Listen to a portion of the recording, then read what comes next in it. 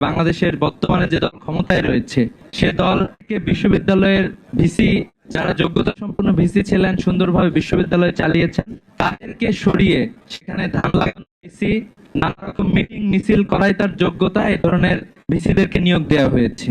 এবং আমরা দেখলাম নিয়োগের বিরুদ্ধে বিভিন্ন ক্যাম্পাসে শিক্ষার্থীরা আওয়াজ তুলেছে। আপনারা দেখবেন যে গত দুদিন আগের ঘটনা, ডুয়েটে একই ঘটনা ঘটেছে যে সকল শিক্ষার্থীরা শিক্ষকরা মিলে প্রতিরোধ আন্দোলন গড়ে তুলেছে এবং আমরা দেখলাম সেখানে নির্মমভাবে হামলা চালানো হয়েছে বলে আমরা দেখেছি। তো আমরা আসলে বাংলাদেশের যে শিক্ষা ব্যবস্থা রয়েছে, এই শিক্ষা ব্যবস্থায় তো সরকারের কাছ থেকে আমাদের প্রত্যাশা অনেক বেশি ছিল।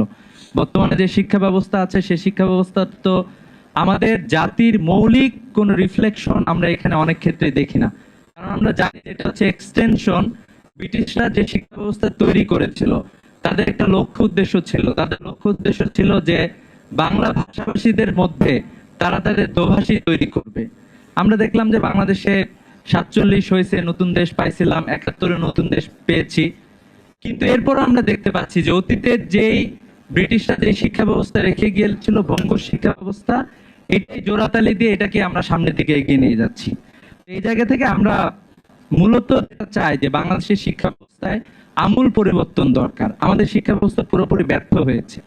আমাদের শিক্ষা ব্যবস্থা যদি বলি যে দুইটা উদ্দেশ্য জাতি হিসাবে আমরা চাই, এক নম্বর হচ্ছে যে একটা নীতি নৈতিকতা সম্পন্ন মানুষ তৈরি করা। যে জায়গায় আমরা দেখতে পাচ্ছি যে বাংলাদেশ দুর্নীতিতে বারবার সামনের দিকে দেশগুলোর মধ্যেই থাকে। এখানকার রাজনীতিবিদরা দুর্নীতিগ্রস্ত, এখানকার আমলারা দুর্নীতিগ্রস্ত, এখানকার ব্যবসায়ীরা সবাই দুর্নীতিগ্রস্ত। তো আমরা দেখলাম যে নীতি নৈতিকতা সম্পন্ন মানুষ তৈরি করতে আমাদের এই শিক্ষা ব্যবস্থা ব্যর্থ হয়েছে। আরেকটা বড় ব্যর্থতা, যে শিক্ষা ব্যবস্থা স্কিলড ম্যান পাওয়ার তৈরি করতে ব্যর্থ হয়েছে। আমরা দেখি যে দিনের পরে দিন শুধু আমাদের বেকারত্বের সংখ্যা বেড়েই যাচ্ছে বারবার। এবং যে শিক্ষা ব্যবস্থা দেয়া হয় এই শিক্ষা ব্যবস্থায় মৌলিক কোনো গবেষণা নাই যে আমাদের মার্কেটে কোন চাহিদা আছে সেই আলোকে।